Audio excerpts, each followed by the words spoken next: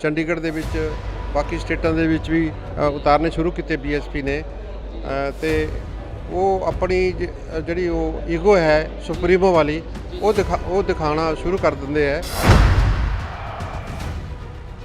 ਉਸ ਤੋਂ ਫਿਰ ਜਿਹੜਾ ਥੱਲੇ ਦਾ ਰੂਟ ਲੈਵਲ ਦਾ ਜਿਹੜਾ ਕਾਰਜਕਰਤਾ ਹੈ ਬੀਐਸਪੀ ਦਾ ਉਹ ਨਾਰਾਜ਼ ਹੋ ਜਾਂਦਾ ਸੀਗਾ। ਹਾਂ, ਉਹਨਾਂ ਨੂੰ ਖੁੱਲ੍ਹ ਕੇ ਕੰਮ ਨਹੀਂ ਸੀ ਕਰਨ ਦਿੱਤਾ ਜਾਂਦਾ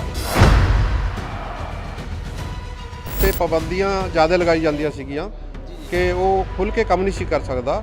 ਹਰੇਕ ਕੰਮ ਵਾਸਤੇ ਉਹ ਕਹਿੰਦੇ ਪਹਿਲੇ ਪ੍ਰਭਾਰੀ ਨੂੰ ਪੁੱਛੋ, ਅਗਰ ਮੀਟਿੰਗ ਰੱਖਣੀ ਹੈ ਤਾਂ ਵੀ ਪ੍ਰਭਾਰੀ ਨੂੰ ਪੁੱਛੋ। ਜਿਹੜਾ ਚੰਡੀਗੜ੍ਹ ਦੇ ਵਿੱਚ ਪ੍ਰਧਾਨ ਦੇ ਕੋਲ ਜ਼ਿਆਦਾ ਸ਼ਕਤੀਆਂ ਇਹਨਾਂ ਨੇ ਮਤਲਬ ਉਸ ਨੂੰ ਯੂਜ਼ ਨਹੀਂ ਸੀ ਕਰਨ ਦਿੰਦੇ।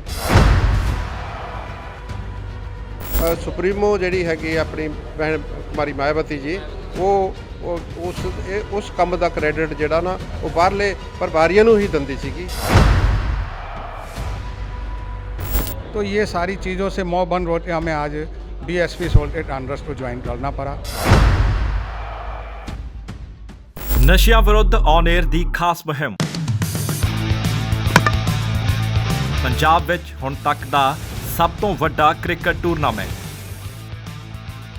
23, 24, 25 ਤੇ 26 ਜੂਨ ਨੂੰ cops club police line Bathinda ਦੇ ਵਿਖੇ ਭਿੜਨਗੀਆਂ ਵੱਡੀਆਂ ਕ੍ਰਿਕਟ ਟੀਮਾਂ, ਜਿਨ੍ਹਾਂ ਦੇ ਵਿੱਚ ਸ਼ਾਮਿਲ ਨੇ Patiala Royals, Bravo Bathinda, Amritsar Astra, Jalandhar Javelins, Mohali Marvels, Ludhiana Lions, Chandigarh Champs ਤੇ ਮਾਈਟੀ ਮੁਕਤਸਰ। ਫਾਈਨਲ ਮੈਚ ਵਾਲੀ ਸ਼ਾਮ ਪਹੁੰਚਣਗੇ ਬਾਲੀਵੁੱਡ ਦੇ ਗਾਇਕ ਕਮਲ ਖਾਨ। ਸਾਰਿਆਂ ਨੂੰ ਖੁੱਲ੍ਹਾ ਸੱਦਾ, ਆਓ ਤੇ ਚੌਕੇ ਛੱਕਿਆਂ ਦੇ ਨਾਲ ਆਨੰਦ ਮਾਣੋ ਕਮਲ ਖਾਨ ਦੀ ਕਮਾਲ ਦੀ ਗਾਇਕੀ ਦਾ। ਆਓ ਬਣਾਈਏ ਨਸ਼ਾ ਮੁਕਤ ਪੰਜਾਬ, ਇੱਕ ਸੁਨਹਿਰੀ ਭਵਿੱਖ ਦੇ ਵੱਲ।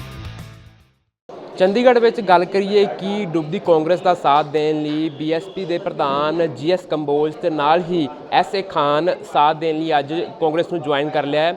ਇਸ ਤੋਂ ਇਲਾਵਾ ਇਹਨਾਂ ਨਾਲ ਗੱਲਬਾਤ ਕਰਦੇ ਹਾਂ ਕਿ ਕੀ ਗੱਲ ਦੀਆਂ ਕਮੀਆਂ ਕਿਸ ਤਰੀਕੇ ਰਹੀਆਂ, ਕਿ ਇਹਨਾਂ ਨੂੰ ਆਉਣਾ ਪੈ ਗਿਆ। ਸਭ ਤੋਂ ਵੱਡੀ ਗੱਲ ਕਿ ਬੀਐਸਪੀ ਦਾ ਸਾਥ ਛੱਡ ਕੇ ਕਾਂਗਰਸ ਕਿਉਂ ਆਉਣਾ ਪੈ ਗਿਆ?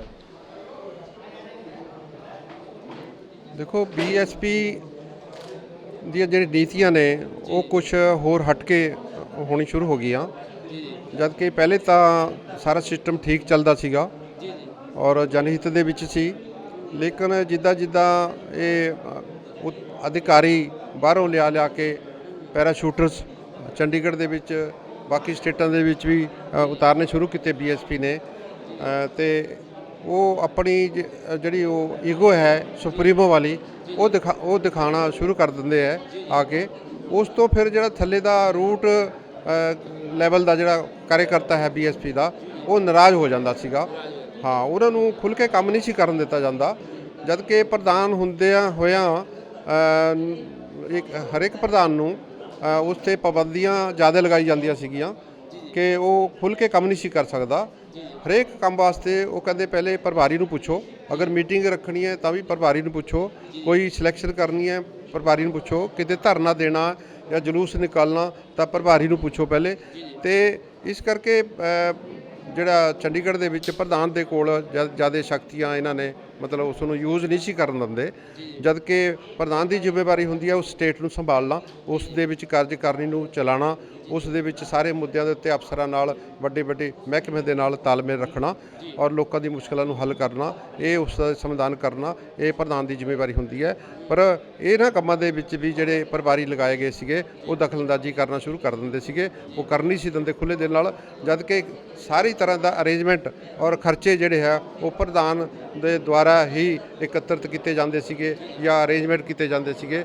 ਲੇਕਿਨ ਉਸ ਦਾ ਰਿਜ਼ਲਟ ਹੈ ਜਾਂ ਉਸ ਦਾ ਕ੍ਰੈਡਿਟ ਹੈ ਉਹ ਪ੍ਰਧਾਨ ਨੂੰ ਨਹੀਂ ਮਿਲਦਾ ਸੀਗਾ, ਬਲਕਿ ਸੁਪਰੀਮੋ ਜਿਹੜੀ ਹੈਗੀ ਆਪਣੀ ਭੈਣ ਕੁਮਾਰੀ ਮਾਇਆਵਤੀ ਜੀ ਉਹ ਉਸ ਕੰਮ ਦਾ ਕ੍ਰੈਡਿਟ ਜਿਹੜਾ ਨਾ ਉਹ ਬਾਹਰਲੇ ਪ੍ਰਭਾਰੀਆਂ ਨੂੰ ਹੀ ਦਿੰਦੀ ਸੀਗੀ।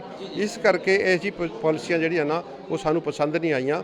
ਤੇ ਜਦੋਂ ਅਸੀਂ ਕੰਪੇਅਰ ਕੀਤਾ ਕਾਂਗਰਸ ਦੀ ਪਾਲਿਸੀਆਂ ਦੇ ਨਾਲ ਤੇ ਇਹ ਅਜੇ ਵੀ ਜਨਹਿਤ ਦੇ ਵਿੱਚ ਨੇ ਔਰ ਜੋ ਪਾਲਿਸੀਆਂ ਗੌਰਮੈਂਟ ਕੋਈ ਹੋਰ ਜਨਹਿਤ ਵਿਰੋਧੀ ਬਣਾਉਂਦੀਆਂ ਉਸ ਦਾ ਵੀ ਡਟ ਕੇ ਕਾਂਗਰਸ ਵਿਰੋਧ ਕਰਦੀ ਹੈ। ਇਸ ਕਰਕੇ ਅਸੀਂ ਫੈਸਲਾ ਕੀਤਾ ਅਖੀਰ ਦੇ ਵਿੱਚ ਕਿ ਅਸੀਂ ਵੀ ਮਤਲਬ ਸਾਨੂੰ ਕਾਂਗਰਸ ਦੇ ਵਿੱਚ ਮਿਲ ਜਾਣਾ ਚਾਹੀਦਾ। ਇਸ ਕਰਕੇ ਸਾਡਾ ਮਨ ਖੱਟਾ ਹੋਇਆ ਔਰ ਉਸ ਨੂੰ ਅਸੀਂ ਉਬਾਲ ਆਇਆ ਉਸ ਨੂੰ ਅਸੀਂ ਮਤਲਬ ਐਸੀ ਸਹਿਨਸ਼ੀਲਤਾ ਦੇ ਨਾਲ ਵਿਚਾਰਦੇ ਹੋਏ ਅੱਜ ਅਸੀਂ ਕਾਂਗਰਸ ਪਾਰਟੀ ਚੰਡੀਗੜ੍ਹ ਦੇ ਵਿੱਚ ਜੁਆਇਨ ਕੀਤਾ ਹੈ ਤੇ ਉਮੀਦ ਕਰਦੇ ਹਾਂ ਕਿ ਕਾਂਗਰਸ ਦੇ ਵਿੱਚ ਸਾਨੂੰ ਖੁੱਲ੍ਹੇ ਦਿਲ ਨਾਲ ਕੰਮ ਕਰਨ ਦਾ ਅਵੱਸ਼ ਹੀ ਮੌਕਾ ਮਿਲੇਗਾ। खान साहब की खासियत लगी कांग्रेस नहीं आना पै गया कांग्रेस? 2009 में मैंने बीएसपी में मैं दिया था। उस टाइम मौजूदा प्रधान सुमन सिंह जी थे। उसके बाद हमारे यहाँ 2 काउंसलर भी बने थे बीएसपी के। बहुत अच्छी पार्टी चल रही थी। जारियल सिंह जी जो कांग्रेस में इस टाइम वाइस प्रेसिडेंट हैं, वो बीएसपी में प्रधान होते थे। उनके टाइम तक पार्टी बहुत अच्छी थी। उसके बाद कुछ प्रभारियों का जो बाहर से यूपी से प्रभारी आते हैं यहाँ, उनका प्रभाव इतना गलत हुआ कि उन्होंने यहाँ किसी भी प्रेसिडेंट को चलने नहीं दिया। ना कोई प्रेसिडेंट अपने हिसाब से चला, ना आगे उनकी टीम चली। तो ये सारी चीज़ों से मोह बंद होकर हमें आज बीएसपी सोल्टेड कांग्रेस को ज्वाइन करना पड़ा। ये मेन वजह है। लगता है कि कांग्रेस सही पार्टी ज्वाइन कर ली, क्योंकि सत्ता में आम आदमी पार्टी को भी काफ़ी वोट्स ने, उस तो इलावा कांग्रेस पार्टी को काफ़ी, कांग्रेस पार्टी 6 ने तो उन्होंने 14 ने तो उन्होंने सत्ता में बीजेपी है। देखो इस time Congress party rising position ਦੇ ਵਿੱਚ है, आगे बढ़ रही है और आगे बढ़ती रहेगी उम्मीद है, क्योंकि उसकी पॉलिसीज़ हैं जो जनहित में हैं और जनहित के लिए ही ये काम कर रही है।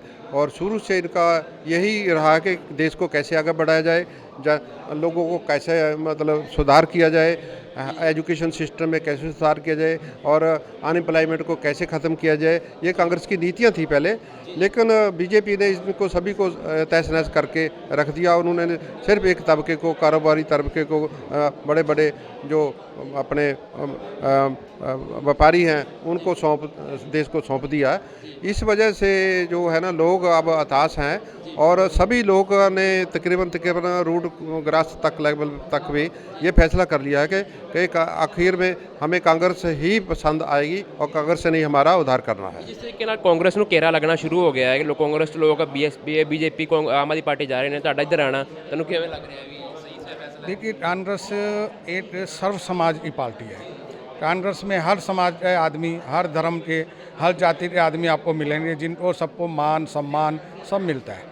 बीजेपी में जाओ, उसमें भी एक धर्म के पार्टियों को मान सम्मान मिलता है। बीएसपी में जाओ, वहाँ भी एससी को मिलता है।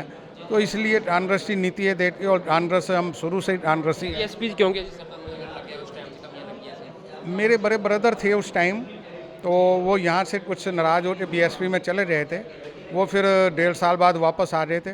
मैं फिर उधर ही रहा था इस वजह से।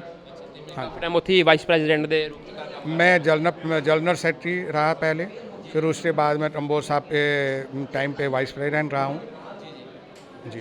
ਕੰਬੋਜ ਸਾਹਿਬ ਦੀ ਗੱਲ ਕਰੀਏ ਕਿ ਅੱਜ ਦੇ ਟਾਈਮ 'ਚ ਬੀਜੇਪੀ ਸੱਤਾ ਵਿੱਚ ਹੈ ਚੰਡੀਗੜ੍ਹ ਵਿੱਚ, ਕਿਵੇਂ ਦੇਖਦੇ ਹੋ ਸੱਤਾ ਦੇ ਵਿੱਚ ਬੀਜੇਪੀ ਕਿਸ ਤਰ੍ਹਾਂ ਦਾ ਕੰਮ ਕਰ ਰਹੀ ਹੈ, ਲੋਕਾਂ ਨੂੰ ਕਮੀਆਂ ਆ ਰਹੀਆਂ? ਦੇਖੋ ਬਿਲਕੁਲ ਬੀਜੇਪੀ ਹੈ ਨਾ ਜਿਹੜੀ, ਉਹ ਚੰਡੀਗੜ੍ਹ ਦੇ ਵਿੱਚ ਕੋਈ ਕੰਮ ਨਹੀਂ ਕਰ ਰਹੀ ਹੈ। ਜਿਹੜੇ ਕੰਮ ਪਹਿਲਾਂ ਸ਼ੁਰੂ ਕੀਤੇ ਗਏ ਸੀ ਜਾਂ ਪਹਿਲਾਂ ਡਿਸਾਈਡ ਹੋਏ ਹੋਏ ਸੀਗੇ, ਉਹਨਾਂ ਨੂੰ ਇੰਪਲੀਮੈਂਟ ਕਰਨ ਦੀ ਕੋਸ਼ਿਸ਼ ਕਰ ਰਹੀ ਹੈ, ਲੇਕਿਨ ਉਹਦੇ ਵਿੱਚ ਵੀ ਨਾਕਾਮਯਾਬ ਹੈ।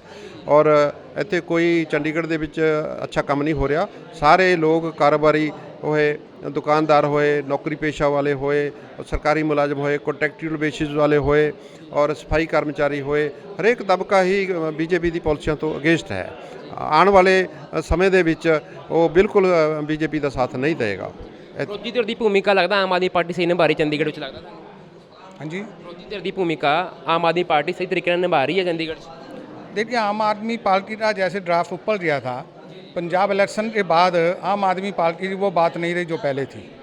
एक दफ़े हमने भी सोचा था आम पार्टी के लिए, पर अब हमारी नज़रों में आम आदमी पार्टी का पंजाब की वजह से ड्राफ्ट नीचे आना शुरू हो गया और मुझे नहीं लगता ये अब और आगे बढ़ सके पंजाब। हाँ जी, ਧੰਨਵਾਦ ਸਰ ਨਾਲ ਗੱਲਬਾਤ ਕੀਤੀ ਤੁਸੀਂ ਸਾਡਾ। ਤੇ ਦੇਖ ਸਕਦੇ ਹੋ ਜਿਸ ਤਰੀਕੇ ਨਾਲ ਕਾਂਗਰਸ ਪਾਰਟੀ ਨੂੰ ਹੁਣ ਚੰਡੀਗੜ੍ਹ ਵਿੱਚ ਪਹਿਲਾਂ ਘੇਰਾ ਲੱਗਣਾ ਸ਼ੁਰੂ ਹੋ ਗਿਆ ਸੀ। 6 ਸਿਰਫ ਹੀ ਇਹਨਾਂ ਕੇ ਐਮਸੀ ਰਹਿ ਗਏ ਸੀ। ਉਸ ਤੋਂ ਬਾਅਦ ਹੁਣ ਬੀਐਸਪੀ ਦੇ ਪ੍ਰੈਜ਼ੀਡੈਂਟ ਤੋਂ ਵਾਈਸ ਪ੍ਰੈਜ਼ੀਡੈਂਟ ਐਸ ਖਾਨ ਵੀ ਨਾਲ ਹੀ ਹੁਣ ਕਾਂਗਰਸ 'ਚ ਜੁਆਇਨ ਕਰ ਰਹੇ ਹੋ। ਦੇਖਣਾ ਹੋਵੇਗਾ ਕਿ ਆਉਣ ਵਾਲੇ ਸਮੇਂ ਵਿੱਚ ਕਾਂਗਰਸ ਪਾਰਟੀ ਕਿਸ ਤਰ੍ਹਾਂ ਪਰਫਾਰਮ ਕਰਦੀ ਹੈ ਔਰ ਕਿਸ ਤਰ੍ਹਾਂ ਸੱਤਾ ਵਿੱਚ ਆਪਣੇ ਆਪ ਨੂੰ ਕਾਬਜ਼ ਕਰਨ 'ਚ ਕਾਮਯਾਬ ਹੁੰਦੀ ਜਾਂ ਨਹੀਂ ਹੁੰਦੀ, ਉਹ ਦੇਖਣ ਵਾਲੀ ਗੱਲ ਹੋਗੀ। ਕੈਮਰਾ ਪਰਸਨ ਸੰਦੀਪ ਦੇ ਨਾਲ ਔਨ ਏਅਰ ਧਰੂਪਦੀਪ ਸਿੰਘ, ਚੰਡੀਗੜ੍ਹ।